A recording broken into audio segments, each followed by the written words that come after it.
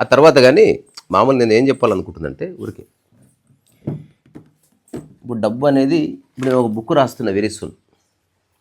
ఇది common man point of వ్యూలో డబ్బు గురించి అనమాట. ఈ ప్రపంచంలో బుద్ధి లేకున్నా బతకొచ్చు, జ్ఞానం లేకున్నా బతకొచ్చు, తెలివి లేకున్నా బతకొచ్చు, అందం లేకపోయినా బతకొచ్చు, ఇంకా చెప్పాలంటే కిడ్నీ లేకపోయినా బతకొచ్చు. కానీ డబ్బు లేకపోతే ఒక్కరోజు కూడా బతకలేవు. నువ్వు ముట్టుకునే ప్రతి వస్తువు డబ్బే. బియ్యం కొనుక్కున్నావు, డబ్బే. అది పండించాలన్నా డబ్బే. ఆ బియ్యం ఇంటికి తీసుకురావాలి, డబ్బే.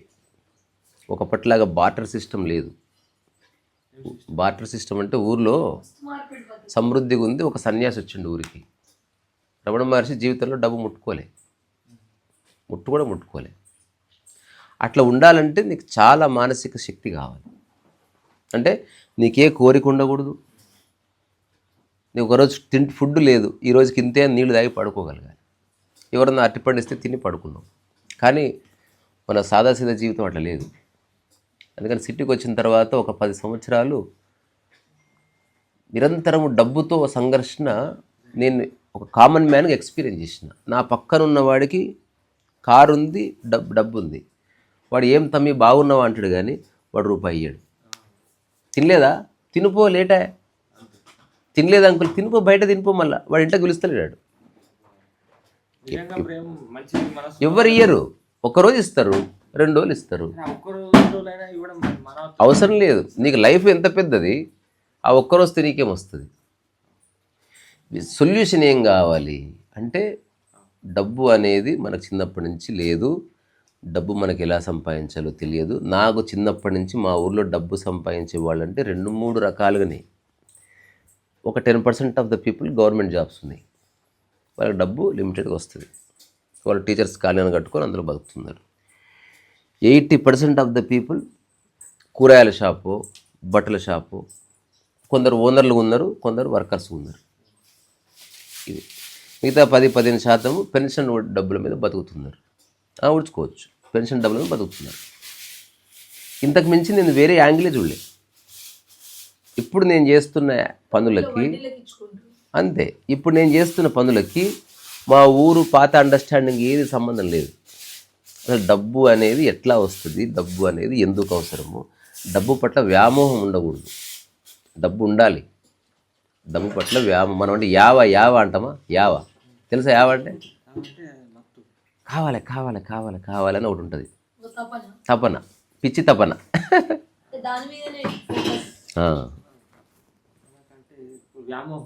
వ్యామోహమే. యావ అంటేనేమో వ్యామోహం కంటే కొంచెం తెలంగాణ యాస అనుకో యావ అనేది. అంటే ఎప్పుడు అదే ఆలోచిస్తూ ఉండడం, దాన్ని గట్టిగా అవసరానికి మించి పట్టుకోవడం అట్లా. సో ఇప్పుడు నేను రీసానామిక్స్ అని బుక్ రాస్తాను. అది నా కోసం కాదు. అరే బాబు, ఈ ప్రకృతిలో బతకడానికి శ్వాస ఎట్లా అవసరమో, ప్రకృతిలో అందరికి శ్వాస కావాలి. ఒక 2 రోజులు ఫుడ్ లేపిన శ్వాస ఆపేస్తే చచ్చిపోతావు ఇప్పుడే. అట్లా డబ్బు ఆగిపోతే నువ్వు అనాథం అయిపోతావు. ఇక్కడ నిన్నెవడు దేకడు. అందుకని డబ్బు గురించి ఎవడన్నా కొట్లాడితే వాడికి రెస్పెక్ట్ ఇస్తాను నేను. ఎందుకు? అది అవసరం. వాడు అవసరమైన దాని గురించే కొట్లాడుతున్నాడు. సరే, ఎక్కువనో తక్కువనో ఎదుటి వ్యక్తికి వసతి ఉందో లేదో పక్కన పెడితే వాడి రైట్లో రీజన్ ఉంది. వాడు కోరుకునే దాంట్లో వాడి హక్కు న్యాయసమ్మతమైంది. డబ్బు కోసం కొట్లాడుకుంటారంటే కొట్లాడుకోవాలి. మరి ఏం చేయాలి మరి? ఎందుకంటే ఒక్కసారి మనుషులు పక్కకు జరిగితే నిన్ను నిరంతరం కాపాడేది డబ్బే. అంత మాత్రం చేత నువ్వు డబ్బు పట్ల వ్యామోహం అక్కర్లే, డబ్బు ఉందన్న గర్వం అక్కర్లే. డబ్బు నెసెసిటీ. ఆ నెసెసిటీలో ఏంది?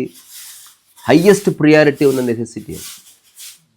ఇది నాకు అర్థమైన తర్వాత కూడా దాదాపు 10 సంవత్సరాలు నిరంతరము నేను మనీ గురించి ఆలోచించిన. 10 సంవత్సరాలు ఆలోచించి నువ్వు చేసుకో అని చెప్పిన కదా, 10 సంవత్సరాలు ఆలోచించిన. కానీ కోడి ఎంతసేపు ఆలోచించినా కోడిగానే ఆలోచిస్తుంది.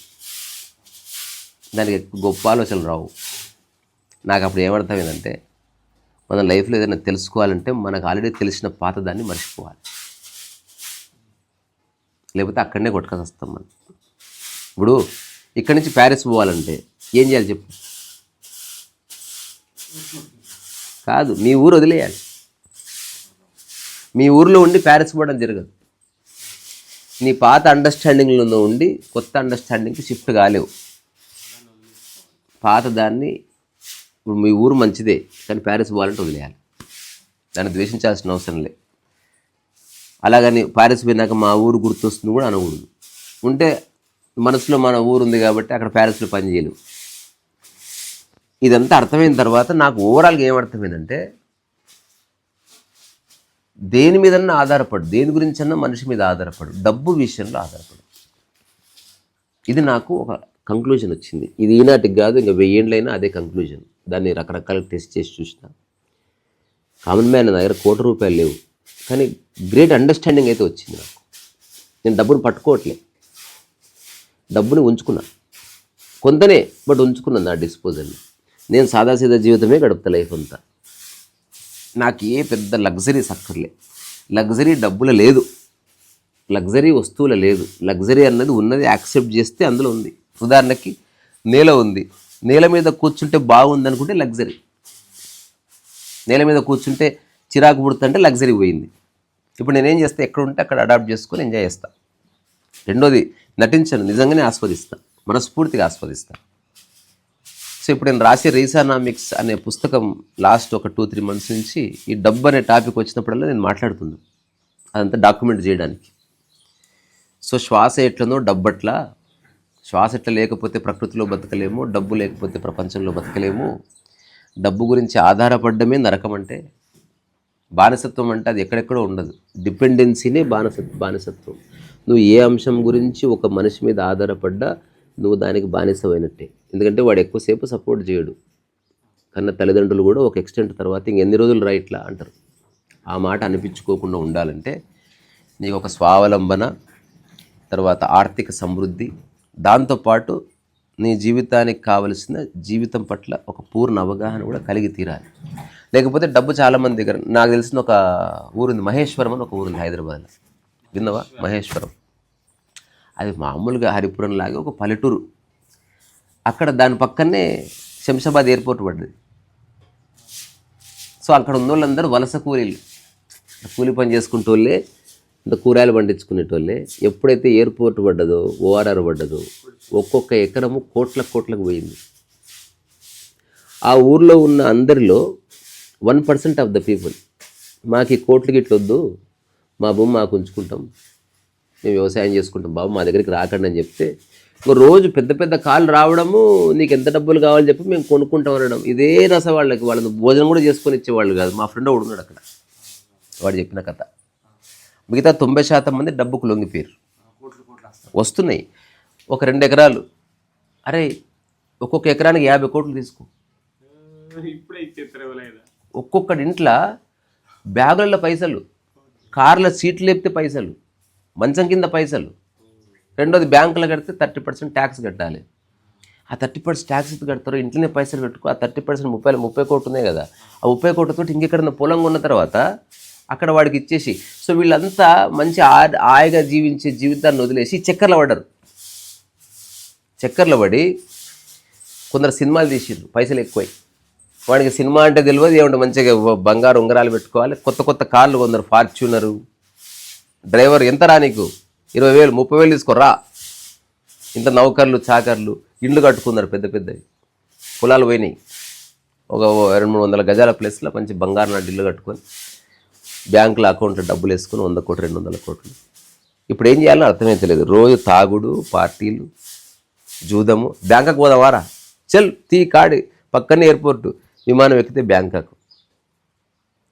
ఒక 2-3 ఏళ్ళు తిరిగేసరికి ఏ పొలంలో వాడు వ్యవసాయం చేసుకుని హాయిగా బతికిందో, ఆ పొలం అమ్మడం ద్వారా వచ్చిన డబ్బులన్నీ వృధా చేసి, సినిమాలు చేసి, ఎవడెవడికో సంతకాలు పెట్టి తాగులై మొత్తం పోయి అదే పొలం దగ్గర వాచ్మెన్గా చేస్తున్నారు. పోయింది మొత్తం. అన్కాన్షియస్ లివింగ్, వాచ్మెన్ అయిపోయింది. నాకు తెలిసిన ఒక ఫ్రెండ్ ఉన్నాడు, వాడికి జస్ట్ అంత 1/2 ఎకర్ ఉంది. వాడు చదివే అడ్వకేట్ మొత్తం వృత్తి అంతా మానుకొని, ఇంకా ఎవడు కబ్జా చేస్తాడో తెలియదు, ఎవడు రాత్రి వచ్చి చేసేస్తాడో తెలియదు, భూముల కోసం చంపేసుకుంటారు. ఏ దయాదాక్షిణ్యాలు ఏముండవు ఈ ప్రపంచంలో. అల్టిమేట్ డబ్బు, ఆ తర్వాత భూమి, ఆ తర్వాత పరువు ప్రతిష్టలు, వీటి కోసం చంపేసుకుంటారు. మనకు పాకిస్తాన్కి వెళ్తే హానర్ కిల్లింగ్ అని ఒకటి ఉంటుంది. నా యొక్క మానాభిమానాలకు భంగం కలిగించడం నా కూతురు ఎవరినో ప్రేమించి, అందుకని దాన్ని లేపేస్తేనే నాకు మళ్ళా మనశ్శాంతి. హానర్ కిల్లింగ్ అని దానికి పేరు. చంపేసుకుంటారు సీను. దారుణంగా ఉంది ప్రపంచం. ఎక్కడో ఊళ్ళల్లో ఉండి ఈ ప్రాపంచిక విషయాలు తెలియక, ఇంగ్లీష్ రాక, ఇంగ్లీష్ ఛానల్స్ తెలియక, ప్రపంచంలో ఏం జరుగుతుందో తెలుసుకొని వాడు హాయిగా ఉన్నాడు. ప్రపంచం అట్లా లేదు. అలాగని భయపడాల్సిన అవసరం లేదు, దానికి తగ్గట్టు వ్యవస్థ ఉన్నది. సో అట్లా మా ఫ్రెండు ఉన్న ½ ఎకర్ దగ్గర చిన్న షెడ్ వేసుకొని ఆ షెడ్ దగ్గర కూర్చొని చక్కగా ఆ పొలాన్ని కాపాడుకొని, ఇప్పుడు ఆ పొలం ఒక రైట్ పర్సన్కి ఒక 100 గజాలు తనకు ఉంచుకొని, మిగతాది సార్ ఇట్లా నాకు ఎక్కువ డబ్బులు వద్దు కానీ సెక్యూర్ మనీ కావాలి అని ఒక లీగల్ పర్సన్ పెట్టుకొని, ఆ డబ్బు తను ముట్టుకోకుండా దాన్ని ఎట్లా ఇన్వెస్ట్ చేస్తే తన జీవితం బాగుంటుంది. మళ్ళీ తన వృత్తి లాయరే చేసుకోవాలి. ఈ డబ్బుతో నాకు వద్దు సార్, మా తాతల తండ్రి నుంచి వచ్చిన ఆస్తిది, ఆ మాయల పడ నేను. ఇది రియల్ అండర్స్టాండింగ్. అది వచ్చింది ఒక 15 కోట్లు 20 కోట్లు వచ్చింది ½ ఎకర్. అది అకౌంట్లో వేసుకొని అందులో వాళ్ళ చెల్లెళ్ళకి వాళ్ళకి ఇవ్వాల్సి ఇచ్చి, దానికి వాళ్ళకి ఏమి రాదు, వీడే వచ్చింది మన అయ్యలది. నిజానికి అది ఒక 2 లక్షలు పోయింది అనుకో, నేను మీకు ఇచ్చి ఉండేవాడిని కాదు. 15 కోట్లు వచ్చినాయి. నువ్వు కోటి తీసుకో, అమ్మకి ఇంత ఇట్లా ఇచ్చేసి మిగతాదంతా బ్యాంకులు వేసుకొని మళ్ళా ఒక 2-3 కొంత డబ్బు పెట్టి ఒక 10 ఎకరాలు కొనుక్కున్నాడు. చాలా దూరం కొనుక్కొని దానికి ఒక మంచి ఫెన్సింగ్ వేసి అక్కడ తను వ్యవసాయం చేసి అక్కడ ఎంప్లాయీని పెట్టి ఈ 10 కోట్లు బ్యాంకులో వడ్డీ వస్తుంది కదా, ఆ వడ్డీతోటి వాళ్ళకి ఎంప్లాయీకి శాలరీ ఇచ్చుకుంటూ మళ్ళీ తను అడ్వకేట్గా పనిచేసుకుంటున్నాడు.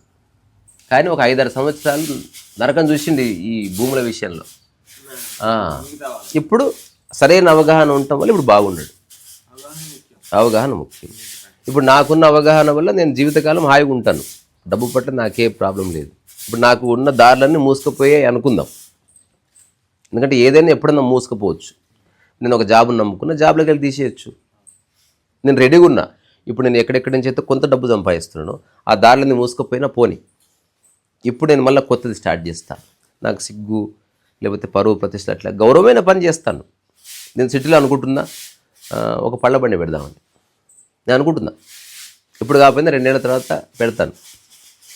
అంటే మంచి జ్యూసెస్, హెల్దీ జ్యూసెస్, దానికి ఒక బ్రాండ్ నేమ్ క్రియేట్ చేసి ఒక ట్రక్ ఉంటుంది. మన ముందే నాకు యూట్యూబ్ ఫాలోవర్స్ ఉన్నారు, ఫ్రెండ్స్ ఉన్నారు, అనౌన్స్ చేసేస్తా. నేను రేపు హరిపురం వస్తున్నా. ఎగ్జాంపుల్, పొద్దున్న ఎర్లీ మార్నింగ్ 5 నుంచి 11 వరకు అక్కడ ఉంటాను. నేను జ్యూసులు తాగేవాళ్ళు రండి, జ్యూసులు వద్దనుకున్నా నేను ఉంటా రండి, ఏదో పుస్తకం చదువుకున్నాను రండి, ఎట్లో గట్ట రండి, మీకు వీలైతే రండి, లేకపోతే లేదు. ఇది ఒక బిజినెస్ స్టార్ట్ చేస్తా. నేను మళ్ళా కొంతకాలం తర్వాత ఇంకొంత డబ్బు నా దగ్గర వస్తే నేను చేసే, నాకు 2-3 రకాలనే డబ్బు వస్తుంది లైఫ్లో. నా పుస్తకాలు అమ్మడం ద్వారా, యూట్యూబ్ ద్వారా ప్రస్తుతం కొంత, నెక్స్ట్ నేను పెయింటింగ్స్ అమ్మితే వచ్చే డబ్బులు. ఇదే నాకు డబ్బు వచ్చే మార్గాలు. ప్రస్తుతానికి 3 ఇంక లేవు. ఇవి నేను క్రియేట్ చేసుకున్నవే. నిజంగా డబ్బు నా పెయింటింగ్ అనుకో, ఒక వ్యక్తి వచ్చి నాకు 20 పెయింటింగ్లు ఇచ్చేసి పెయింటింగ్ ₹1,00,000 ఇస్తాను అనుకో, 20 లక్షలు రేపు సాయంత్రం కల్లా ఉంటాయి. అట్లా జరుగుతుంది. మా ఫ్రెండ్ ఒక అతను తన పెయింటింగ్స్ సేల్ కావు, ఎవరికి అర్థం కావు పెయింటింగ్స్, పెద్ద పెద్ద పెయింటింగ్ చేస్తాడు. చాలామంది ఎప్పుడు ఈ పెయింటింగ్స్ చేయడం ఆపేసాయి. అరే నాకు నచ్చిన పని నేను చేస్తున్నాను. ఎవడు కొంటాడు రా వీటిని? ఎవడో కొంటాడని కాదు, నువ్వు కొనకపోతే ఎవడు కొనడని కాదు, కొనేవాడు నా లైఫ్లోకి వస్తే వాడికి అమ్ముతాను. ఓసారి ఢిల్లీ పోతుంటే తన పెయింటింగ్స్ అంతా చుట్ట కట్టుకొని ఎయిర్పోర్ట్లో కూర్చున్నాడు. ఎగ్జిబిషన్ కోసం పోతున్నాడు. సో మధ్యాహ్న ఫ్లైట్ డిలే అయింది. డిలే అయితే కాఫీ తాగడానికి ఒక ఆయన వచ్చాడు. హాయ్ అనుకున్నారు. మీరు ఏం చేస్తారు బాస్ అంటే, నేను పెయింటింగ్స్ చేస్తా అంటే, ఓ మనకి ఫ్లైట్కి ఇంకా 2 hours టైం ఉంది, ఒకసారి చూపిస్తారా పెయింటింగ్ అంటే ఎయిర్పోర్ట్లో ఓపెన్ చేసి చూపించింది. అరే చాలా బాగున్నాయి పెయింటింగ్స్, ఆయన నచ్చినాయి. ఎవరు నచ్చలే? ఇప్పుడు ఒక అమ్మాయి ఉంది, 100 మందికి నచ్చలే, 101 నచ్చి పెళ్ళి అవుతుంది కదా, అట్లా వాడికి నచ్చింది. సో నేను ఇన్వెస్ట్ చేస్తాను ఈ పెయింటింగ్స్లో. ఇప్పుడున్న ఈ పెయింటింగ్స్ నేను కొనుక్కుంటా. నాకు పెద్ద ఆఫీస్ ఉంది దుబాయ్లో, నేను పెట్టుకుంటా. ఒక్కొక్క పెయింటింగ్కి ఎంత అట్లేం లేదు సార్, మంచి రీజనబుల్ ప్రైస్ ఇస్తే నేను ఇంకా చాలా పెయింటింగ్ చేస్తాను. సరే ప్రస్తుతానికి రీజనబుల్గా ఈ సంవత్సరం ఈచ్ పెయింటింగ్ ఈ సైజ్ది 1,50,000 తీసుకో ఈచ్ పెయింటింగ్. వాడు ఢిల్లీకి పోయేటప్పుడు 0 బ్యాలెన్స్లో పోయిండు. ఢిల్లీ నుంచి వచ్చినప్పుడు మన దగ్గర 50 లక్షలు ఉన్నాయి. పెయింటింగ్ 30 పెయింటింగ్ సేల్ అయితే 50 లక్షలు వచ్చినాయి. ఒకటే రోజు ఒకటే పూట. నేను ఇప్పుడు బ్రహ్మాండంగా ఉన్నాడు. బరోడాలో ఉంటాడు. మా ఫ్రెండ్ ఒకడు ఉన్నాడు, బాగా డబ్బు ఉన్నవాడు. నేను అతనితో పాటు ఒక కాఫీ షాప్లో కాఫీ తాగుతున్నా. వాళ్ళ డబ్బున్న ధనికులున్న ఫ్రెండ్స్ కొందరు వచ్చారు. ఒక్కొక్కడి కారు ఉంటుంది 3-4 కోట్లు. నాకు కూడా ఫ్రెండ్సే, కానీ వాళ్ళ డబ్బు చెక్కర్లు నేను పడను, గౌరవించుకుంటాం అంతవరకు. ఆ వ్యాపారాలు నేను చేయలేని అయ్యే పని కాదు. నా పక్కన జరిగింది చెప్తా, ఆ తర్వాత బాగా చెప్పుకుందాం. అదేంది, ఎక్కడో విల్లాలు ఉన్నాయి, కొత్త విల్లాలు అమ్ముతున్నారంట. అంటే వీళ్ళు టీ తాకుండా ఇది చూపి అంటే చూపిస్తే ఎంత ఒక్క విల్లా అంటే 4 crores, 4 కోట్ల విల్లా ఒకటి. సిటీకి ఒక 30 కిలోమీటర్లు అవతల మస్తుంటాయి. అంటే ఒక్కొక్క విల్లా 1/2 acre కట్టబడి ఉంటుంది. కొంచెం పక్కన గార్డెన్ అంతా విల్లా వాళ్ళు డెవలప్ చేస్తారు, మెయింటెనెన్స్ వాళ్ళే చూసుకుంటారు, నువ్వు ఇన్వెస్ట్ చేసుకోవాలి. అక్కడనే కూర్చొని వెబ్సైట్ చెక్ చేసిర్రు, ఆ డాక్యుమెంట్స్ అంతా చెక్ చేసిర్రు. వాళ్ళకి అసిస్టెంట్లు ఉంటారు కదా, అరే ఈ విల్లా సంగతి ఏందో చూడు, నాకు 1/2 hour లాయర్కి చెప్పు, డాటా గీటా కరెక్ట్ ఉంటుంది నాకు చెప్పు అంటే వాడు 1/2 hour వచ్చి అంత క్లీన్ ఉన్నాయి సార్ పేపర్స్, ఆ భూమికి ప్రాబ్లం లేదు, ల్యాండ్ ఓనర్ ఒక్కడే, సర్వే నెంబర్ క్లియర్ ఉంది, తర్వాత విల్లాకు కూడా పర్మిషన్స్ అయిపోయినాయి, డీడీసీ ఏదో ఉంటుంది కదా దాని లేఅవుట్ వచ్చేసింది, ఇప్పుడు రెడీ టు సేల్. సరే 4 కోట్లు మన అకౌంటెంట్ బిల్లు, వాడికి ఫోన్ చేయి, వాడు కారు వేసుకుని వచ్చిండు. 5 నిమిషాలు విల్లా పోయి చూడలే, ఒకటి పంపించిండు అంతే, నువ్వు చూసుకొని రాపు అంతా ఓకేనా, స్టాండర్డ్ ఉంది సార్, 4 కోట్లు ట్రాన్స్ఫర్ అయిపోయినాయి. ఇక్కడే కూర్చున్నాడు, ట్రాన్స్ఫర్ అయిపోయింది. అయిపోయిన తర్వాత ఎప్పుడు రిజిస్ట్రేషన్, రేపే రిజిస్ట్రేషన్. ఇప్పుడు నువ్వు అమెరికాలో ఎట్లా చూస్తావు? నువ్వు చూడాల్సిన అవసరం లే, సరైన వ్యక్తిని పంపిస్తావు అంతే. ఇప్పుడు నేను ఇన్కమ్ ట్యాక్స్ ఈడుండి కట్టినా, నేను ఏమైనా చూసినా పాడా, సరైన వ్యక్తులు ఉంటే పని అవుతుంది. ఇప్పుడు మంచి డ్రైవర్ ఉండదు, నువ్వు నిద్రపోవచ్చా లేదు వెనుక అట్లా. అది అయిపోయింది. అయిపోయిన తర్వాత ఈ కాన్వర్జేషన్ మళ్ళీ కాఫీ తాగిర్రు, విల్లా కొని, అరే రేపు నైట్ ఆడ పార్టీ చేసుకుందాం విల్లాలో, ఫ్రెండ్స్ అంతా సరే అన్నారు. అంతలోపట వీడేం చేసిండు, ఆ విల్లా ఫొటోస్ పెట్టి నేను ఒక విల్లా కొన్నా, అది అమ్ముదాం అనుకుంటున్నా, ఎవరైనా ఇంకా వాడు ఆ విల్లాలకు ఎంటర్ కూడా కాలే, అమ్ముదాం అనుకుంటున్నా, ఇది ఎవరికైనా కావాల్సి చెప్పండి అంటే వాడుకున్న ఫ్రెండ్స్ అందరూ నేను కొనుక్కుంటా ఇంత, వాళ్ళకు డబ్బులు ఉన్నాయి. ఇప్పుడు 50 రూపాయలు అయితే కామన్ మ్యాన్ ఎట్లయితే అనుకుంటాడు, 4 కోట్లు అయితే నథింగ్ అనుకునే వాళ్ళు ఉంటారు కదా. ఆ కాఫీ తాగి ఇంకొక 1 hour లేపు ఒకడు నేను 400 కోట్లకు కొంటాను. ఇప్పుడు తన పేరు మీద రిజిస్ట్రేషన్ కాకుండా డైరెక్ట్గా వాడికి రిజిస్ట్రేషన్ చేయించండి. ఇంకొక 1/2 కోటి ఎక్కువ వచ్చింది, 50 లక్షలు ఎక్కువ వచ్చింది.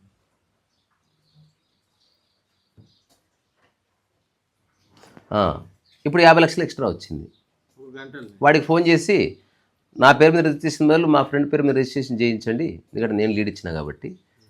వాడు 50 లక్షలు అకౌంట్లో వేసుకొని పోయా 3 hours. ఇట్లా సంపాదిస్తున్నారు డబ్బులు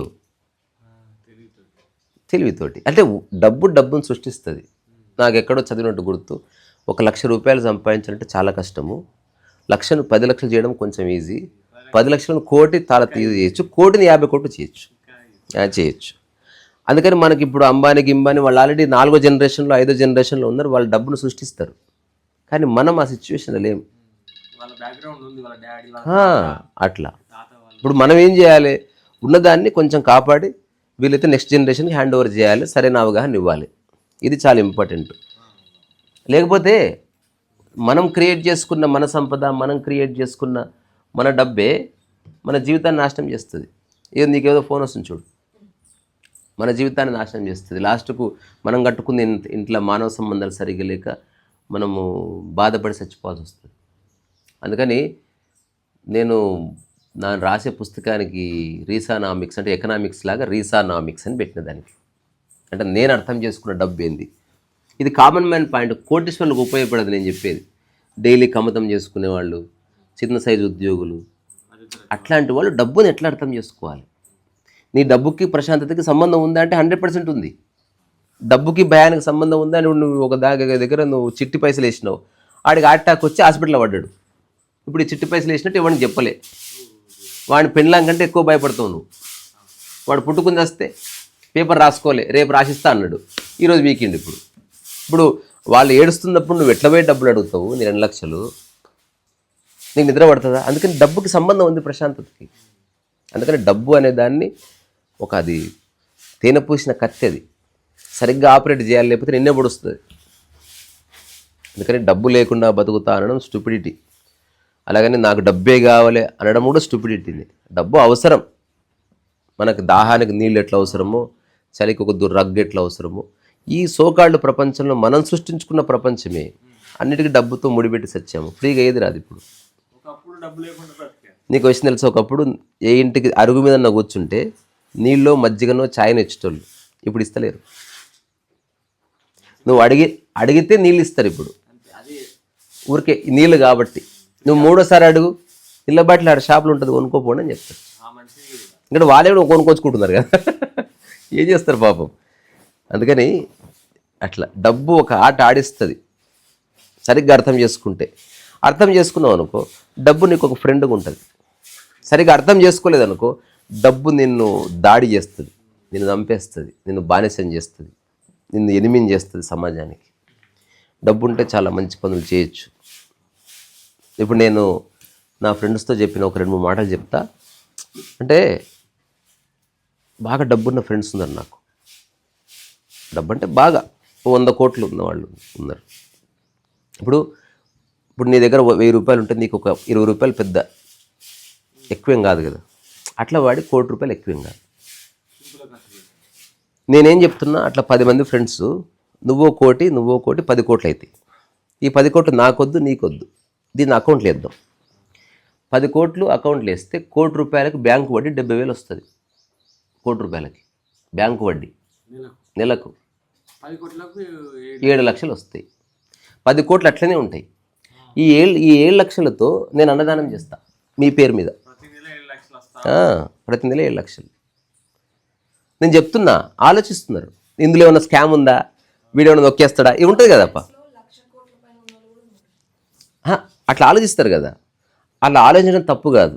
అంటే వాళ్ళు ఇంకా నేను అడిగితే ఇవ్వట్లేదంటే నా పట్ల ఇంకా వాళ్ళకి విశ్వాసం కలగట్లేదని, వాళ్ళ తప్పు కాదు అది.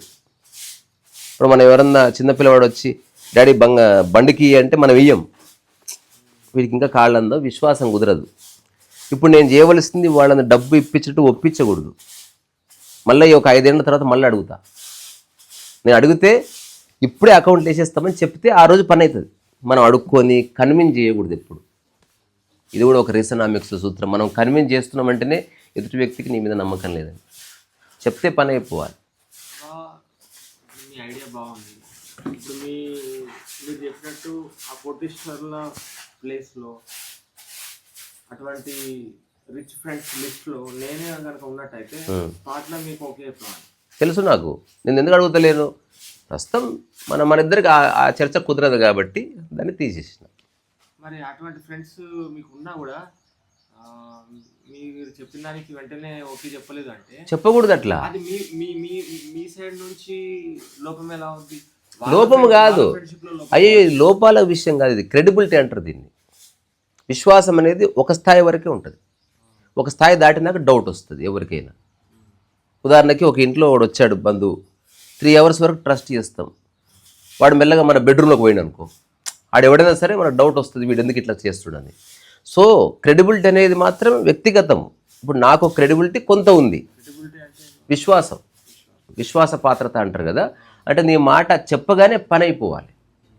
పని అవ్వట్లేదంటే ఇంక కొంచెం టైం పడుతుంది, ఇప్పుడే చెప్పక. ఇంకా తప్పు కాదు, అది లోకరీతి. వాడిని కూడా ఒకటి నమ్మాలంటే వాడికి క్రెడిబిలిటీ ఉండాలి. ఇప్పుడు మోదీ గారు చెప్పారు, సిలిండర్స్ అంతా ఎవరెవరైతే సబ్సిడీ ఉందో డబ్బు ఉన్నవాడు సబ్సిడీని క్యాన్సిల్ చేసుకోండి అని ఒక మాట అన్నాడు. కొన్ని వేల మంది చేసుకున్నారు. నేను కూడా ఇప్పుడు ఆ కోటీశ్వర్లు నాకు డబ్బులు ఇవ్వలేదు, కానీ నేను చెప్తే ఒక్క మాట చెప్తే పనులైనవి బోల్డలు ఉన్నాయి. అక్కడ నా విశ్వాసం పనిచేసి వాళ్ళకి ట్రస్ట్ కుదిరింది. కొన్ని విషయాలు ట్రస్ట్ కుదరదు, అదేం మోసం చేసుకున్నట్టు కాదు. టైం వచ్చినప్పుడు మళ్ళీ దాన్ని ఓపెన్ చేయాలి. మనం ఊరికి ఎంట పడితే ఉన్న చెడిపోతుంది అట్లా. అందుకని డబ్బుని చాలామంది ఉన్నదాన్ని కాపాడుకోవడంలో టైం వేస్ట్ చేస్తారు. అది జనరల్ పర్సెప్షన్. ఇప్పుడు నా దగ్గర కొంచెం 50 లక్షలు ఉంది, నేను దీన్ని కాపాడుకుంటా, నేను ఒకటికి ఇయ్యను, నాకు ఎక్కువ వద్దు, ఇది ఒక చెడు. రెండవది ఏంది, ఉన్నదాన్ని ఆవేశంలో ఇన్వెస్ట్ చేసి పోగొట్టుకుంటారు. ఇది రెండవ బ్యాచ్. మస్తుండే కానీ అంతా పోయింది, చిట్ ఫండ్లో పెట్టినా, అది చేసినా, పత్తి వేసినా, ఎక్కువ కావాలనుకుంటూ నువ్వు ఫస్ట్ అర్థం చేసుకో. మూడో వాళ్ళు ఏం చేస్తారు, డబ్బు ఉంటుంది, ఇది ఉండని ఇన్వెస్ట్ చేస్తా, ఇందులో 10% ఇన్వెస్ట్ చేస్తా, చూస్తా. అట్లా వాడు స్టెప్ బై స్టెప్ వెళ్ళి ఉన్నది పోగొట్టాడు, కొత్త దాన్ని కొంత యాడ్ చేసి మళ్ళీ దీన్ని సరిగ్గా చూసుకునేవాడిని కూడా అప్పచెప్పి అట్లా వాడు ఒక సర్కిల్ పూర్తి చేస్తాడు. అంటే ఉత్తగానే నువ్వు డబ్బు సృష్టిస్తావు, కుక్క కష్టం పడి ఒక తండ్రి డబ్బు సృష్టించింది కానీ కొడుకును చక్కగా చూసుకోలే, కొడుకుకి తండ్రికి మధ్యన సంబంధం లేదు, ఇంట్లో ఎవరు వాళ్ళు లైక్ చేయరు అనుకో, వీడు ఏదో రోజు ముసలిగా అయిన తర్వాత అది కుక్కలు చింపిన విస్తీర్లాగా అయిపోతుంది. అందుకని ఇది బాధ్యత. డబ్బు సంపాదిస్తున్నావు అంటే డబ్బుతో పాటు దాన్ని నెక్స్ట్ నువ్వు పోయిన తర్వాత ఎవడు కాపాడుతాడు ఆ వ్యక్తిని నువ్వు తయారు చేసుకోవాలి. తయారై ఉండరు, ఎవడో అదృష్టవంతునికి రెడీగా ఉంటాడు వాడు. ఉన్నా కూడా వాడు నువ్వు అనుకున్నట్టు ఉండలేదు. నేను ఒక ఆయన వచ్చి చెప్తలేడు, 5 ఏళ్ల క్రితం వరకు నా కొడుకు నేను మంచిగా ఉంటుంది, ఏమైంది 5 ఏళ్ళ మాట లేవు మాకు అంటున్నాడు. అంటే ఊరికే ఎలక్ట్రీషియన్ ఆయన మాటలు లేవు. ఎందుకు లేవు? ఏదో అనుకుని ఉంటారు, ఏదో చెడిపోయింది. ఇప్పుడు మైండ్ ఎదిగిన తర్వాత ఇంకా తండ్రి కొడుకులు తల్లి కూతురు ఏముండదు, మైండ్లు మాట్లాడుకుంటా ఉంటాయి. నువ్వు నేను వచ్చేస్తుంది, ఐడెంటిటీ వస్తుంది, స్వార్థం వస్తుంది. ఏమో వాళ్ళకి అది కరెక్ట్, వీడికి ఇది కరెక్ట్, ఏదేమైనా టర్మ్స్ కుదరలే. ఇది ఉంటుంది లోకరీతి అట్లా. అందుకని నేనైతే కోరుకుంటా అందరూ డబ్బు ఎర్న్ చేయడానికి ట్రై చేయాలి. ఎందుకంటే ఉన్నది ఎప్పుడన్నా పోవచ్చు. ఇప్పుడు ఒక పెద్ద విపత్తు వచ్చింది, ఒక పెద్ద హెల్త్ ఇష్యూ వచ్చింది, 5 లక్షలు క్షణాలు అయిపోతాయి. అందుకని ఈ ఉన్న 2 లక్షలు ఉండని రోజుకు 100 రూపాయలన్నా సంపాదించకపోతే unfit to live in the world. ఖచ్చితంగా ట్రై చేయాలి. లేదా 100 రూపాయల జ్ఞానం అన్నా సంపాదించుకోవాలి, 100 రూపాయల ఒక సంబంధాన్ని లేకపోతే ఒక ఫ్రెండ్షిప్ని డెవలప్ చేసుకోవాలి, క్రెడిబిలిటీ పెంచుకోవాలి. మనం అక్కడక్కడే బాయిలా కప్పలాగా బతకడానికి వీల్లేదంట. నేను అయినా సరే ఎవడిష్టం వాడిదే. అట్లీస్ట్ నేను 2009 నుంచి ఈ రోజు వరకు ప్రతిరోజు నా తిండి డబ్బులు నేను సంపాదించుకోవాలని నా లక్ష్యం. నేను ఏ ఊరికి పోయినా నేను తినడానికి నాకు అయ్యే ఖర్చు ఎవ్రీడే తక్కువలో తక్కువ 300. ఆ 300 నేను సంపాదిస్తేనే ఈ ప్రపంచంలో నాకుండే రైటు. లేకపోతే నేను ఎక్కడో జంగల్లో పోయి ఉండాలంతే. మనుషులతో ఉన్నవా I have to maintain my own self. ఒకప్పుడైతే 50 రూపాయలు నడిచింది, ఇప్పుడు మినిమం 300 కావాలి నాకు. పొద్దున 100, మధ్యాహ్నం 100, రాత్రి 100, మినిమం బేర్ మినిమం ఎక్స్పెండిచర్. అందుకని నేను ఎవ్రీడే ఇప్పుడు నేను పుస్తకాలు ఎందుకు రాస్తున్నా తెలుసా? ఈ కాన్సెప్ట్ కోసమే. చాలామందికి తెలియదు. ఇప్పుడు నాకు హరిపురం వచ్చిన తర్వాత ఇక్కడ ఉన్నప్పుడే 22 పుస్తకాలు సేల్ అయినాయి. ఆల్రెడీ కొరియర్ అయిపోయినాయి. మీతో డిస్కస్ చేసుకుంటేనే ఆ పనులన్నీ అయిపోయినాయి. ఒక్కొక్క పుస్తకానికి 200 ప్రాఫిట్, 22 పుస్తకాలు. రోజుకు 300 లెక్క తీసుకే 3 ఎంత 4,200ని 300 డివైడ్ చేసి ఎన్ని రోజులు? 4,400ని 300 డివైడ్ చేసి. చెప్పేవన్నీ మరి రికార్డ్ అయ్యి అందరూ వింటున్నారు. పర్వాలేదా నీకు? పర్వాలేదు, అంటే నీ పర్వాలేదని చెప్తున్నా. కాదు బాబు, 15 రోజులు అంటే రోజుకు 300 చొప్పున 1000 రూపాయలకి 3 రోజులు, 4,000 కాబట్టి 12 రోజులు, పైన 400 కాబట్టి ఒక రోజు. అన్ని వేలలో ఒక్కొక్క 100 తీసేసేయాలి కాబట్టి అట్లా 15 రోజుల నేను బతకడానికి కావాల్సింది సంపాదించుకొని ఇక్కడ ఉంటున్నాను నేను.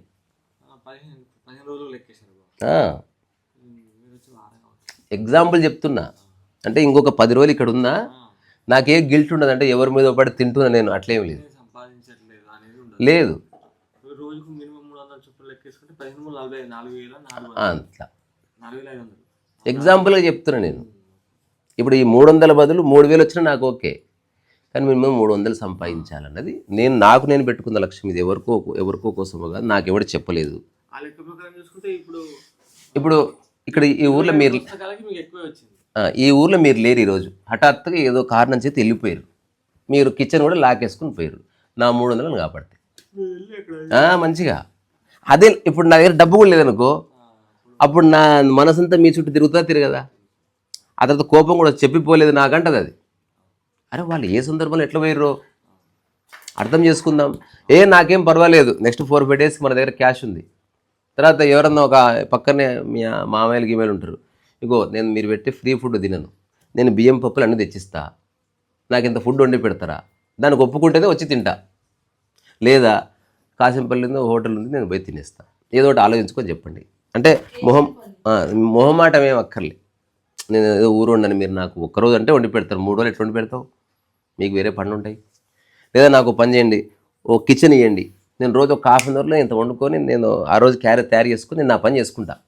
ఎవడో ఒకడు ఖచ్చితంగా ఒప్పుకుంటాడు దీనికి. నేను ఢిల్లీలో ఉన్నా కాబట్టి ఒప్పుకుంటారు మనుషులు. నేను ఒక కిచెన్ వాడుకుంటా అట్లా రోజు హాఫ్ అన్ అవర్ రెంట్ కట్టి కిచెన్ నా గిన్నెలు నావే, వాళ్ళ ఉప్పులు కారాలు వాడుతుంటే బియ్యం నాదే, అంత నాదే. హాఫ్ అన్ అవర్లో ఫుడ్ చేసుకొని బాక్స్ పెట్టుకొని బయటకు వెళ్తే రేపటి వరకు అదే ఫుడ్ మంచిది. బయట ఎక్కడన్నా ఓ బ్రెడ్డో లేకపోతే అప్పుడున్న సందర్భంలో అప్పట్లో నా ఫోన్ అట్లా. సో మనసు ఉంటే మార్గం ఉంటుంది. ఫ్రూట్స్ తినాలి. బ్రహ్మాండంగా వెరీ సూన్ మొత్తం ఫ్రూట్స్కి షిఫ్ట్ అవుదాం అనుకుంటున్నా. ఇక్కడ పల్లెటూరే కానీ సీను ఏం లేవు, కూరగాయలు దొరకవు. ఇప్పుడు మన హైదరాబాద్లో పక్కకు పోతే ఫ్రూట్లు, ఇక్కడ ఏం దొరకవు. నెక్స్ట్ సరేలే, మనకి జస్ట్ ఒక 10 కిలోమీటర్స్ అంటే అక్కడ కిలోమీటర్స్